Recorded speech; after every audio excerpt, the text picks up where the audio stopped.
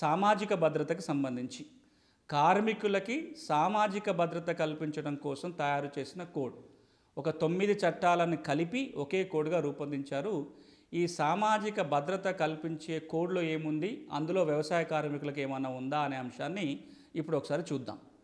ఈ సామాజిక భద్రత ఏంటి? ప్రావిడెంట్ ఫండ్ కావచ్చు, గ్రాట్యుటీ కావచ్చు, అంటే వాళ్ళు రిటైర్ అయిన తర్వాత వచ్చే బెనిఫిట్లు కావచ్చు, ఇతరత్ర ఏవైతే బెనిఫిట్స్ ఉంటాయో వీటన్నిటినీ కలిపి సామాజిక భద్రత కోడ్ అని అంటాము.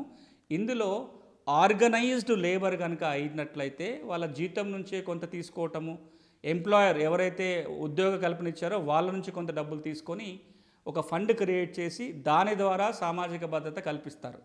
మరి అనార్గనైజ్డ్ సెక్టార్లో ఉన్న వాళ్ళ పరిస్థితి ఏంటంటే ఈ కోడ్ కిందనే కేంద్ర రాష్ట్ర ప్రభుత్వాలే అనార్గనైజ్డ్ సెక్టార్లో పనిచేసే కార్మికుల కోసం ఒక ఫండ్ని క్రియేట్ చేస్తారు.